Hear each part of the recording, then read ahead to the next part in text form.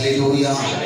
మనసారా రెండో ఆరాధనలో దేవుడు మనకు అనుగ్రహించిన ఆ సమయం చాలా గొప్ప సమయం. చూడండి, సోమరి స్థితులు ఈరోజు దేవుడు మనం తెలుసుకోబోతున్నాం.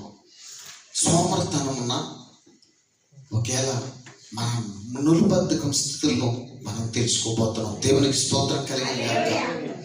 బద్ధకంగా ఉంటే ఏం జరుగుతుంది, శ్రద్ధగా ఉంటే ఏం జరుగుతుంది అనేది జీవ గ్రంథంలో తెలియపరుస్తుంది. దేవునికి స్తోత్రం.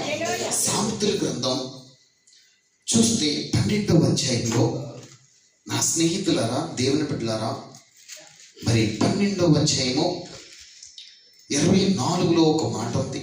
బద్ధకంగా పని చేయవారు ఏమంటారంట? దేవుడు మాట సెలవిస్తుంది. నిజమే కదా.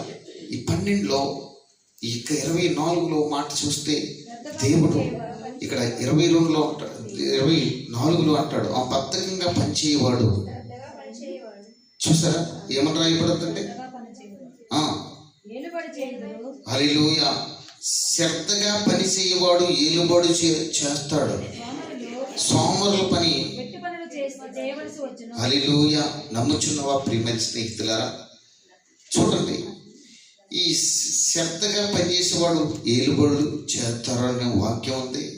అలాగే బద్ధకంగా పనిచేసేవాడు ఏం చేస్తాడు? ప్రియులరా, చూస్తే ఇక్కడే రాయబడి ఉంది. సోమరి స్థితి ఎలాంటిదో మనం చూస్తే ఇక్కడ రాయబడినట్టుగా మనకు తెలుస్తుంది. బద్ధకంగా పనిచేసేవాడు పరిస్థితి ఎలా ఉంది, శ్రద్ధగా పనిచేసేవాడు ఎలా ఉంటాడు. దేవునికి స్తోత్రం కలిగిన గాక. అందుకని దేవుడు మాట సెలవిస్తుంది. ప్రియులరా, 17లో కూడా రాయబడింది. ఇక్కడ రాయబడిన మాటలు మనం చూసుకుంటే చాలా జాగ్రత్తగా మనం 17వ అధ్యాయంలో దేవుడి మాట 2వ మాటలో చూస్తే ఇక్కడ రాయబడింది.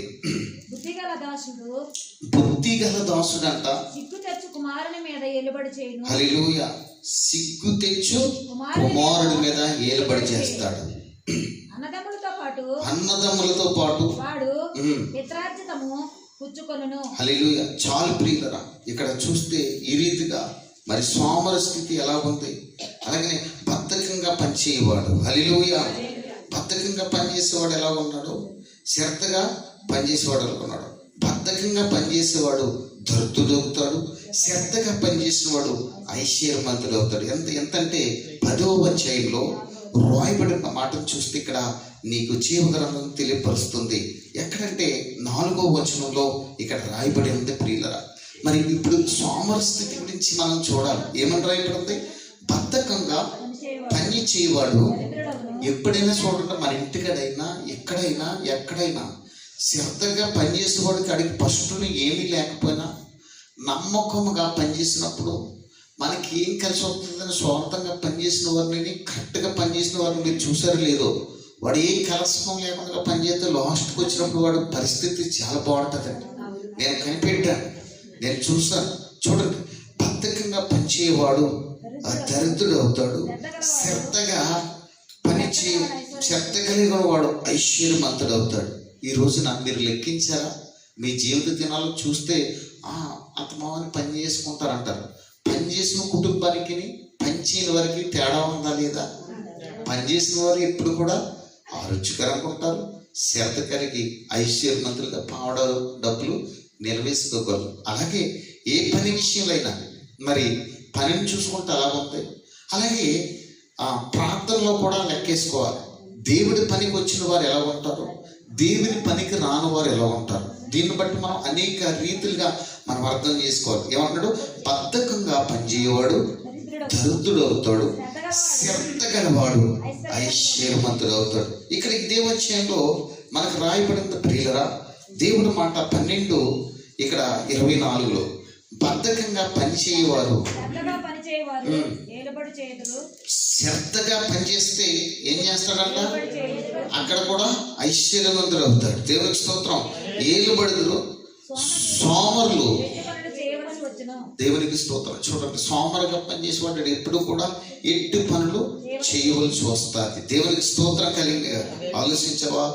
ఏ పని విషయంలో మనము శ్రద్ధగా ఉండాలి. అందుకే సోమర స్థితిగతుల గురించి మనం తెలుసుకుంటున్నాం. సోమరం ఉన్నవాడు పని ఎలా ఉంటుంది? శ్రద్ధగా ఉన్నవాడు పని ఎలా ఉంటుంది. దేవునికి స్తోత్రం కలిగిన గాక. అయితే ఇప్పుడు మనం ఏం చేయాలంటే, మనం చూస్తే ప్రియులరా, దేవుని మాట విన్నవాడు ఏం చేస్తాడంట, దీవెన కలిగి ఉంటాడు, అంటే ఐశ్వర్యవంతుడు అవుతాడని ఉంది. దేవుని మాట విన్నవాడు విశ్వాసం కలిగి ఉంటాడు. చెప్పండి, దేవుని మాట విన్నవాడు విశ్వాసం కలిగి వాక్యం ప్రకారంగానే అలా ఆశీర్వదించబడతాడు. హల్లెలూయా. దేవుని మాట విన్నవాడు ఎప్పుడు కూడా ఆ వాక్యం జీవించి వాడు జీవితంలో ఎప్పుడు కూడా ప్రభుతోటే సంతోషంగానే, ప్రార్థనలోను, దేవుని సన్నిధికి వచ్చినప్పుడు దేవునితో సహవాసంతో సంతోషంగానే ఆడి జీవమంతా కూడా ఏమన్నది దేవునితోనే ఉంటుంది. హల్లెలూయా. అలాంటి మేలు మనకి దయచేసును గాక. హల్లెలూయా. అటువంటి ఆత్మ సంబంధమైన ప్రేమలో మనకి దేవుడు అనుగ్రహించును గాక. హల్లెలూయా. నమ్ముచున్న 17వ అధ్యాయంలో చూసుకుంటే 2వ మాట చూస్తే ఇక్కడ ఏమని రాయబడిందంటే, బుద్ధి గల దాసుడు సిగ్గు తెచ్చే కుమారుణ్ణి ఏలుబడి చేస్తాడు. ప్రియులరా, ఆలోచించండి ప్రియులరా, దేవుడు మాట రాయబడింది. సోమర పనితనం ఎలా ఉంటుందో చూస్తే 12:27 రాయబడింది. సోమర పని ఎలా ఉందంటే, ఆ 12:27 చూడండి. 12:27 మాట సెలవిస్తుంది. సోమరంట, ఆలోచించండి, మాటలు కూడా సామెతల గ్రంథంలో చాలా చక్కగా ఉంటాయి. దేవునికి స్తోత్రం కలిగిన గాక. ఏమని రాయబడిందంటే ఇక్కడ, సోమరి వేటాడి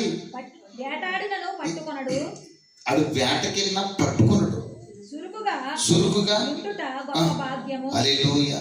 చూడండి ప్రియులరా, శ్రద్ధగా ఉన్నవాడు ఎలా ఉంటాడో, బద్ధకంగా ఉన్నవాడు ఎలా ఉంటాడో. ఇక్కడ చూస్తే సోమరి వేట నుండి వేటాడిన ఏం చేసినా పలింపలేడు, వాడు ఏంటంటే పట్టుకోలేడు, వాడు చురుగ్గా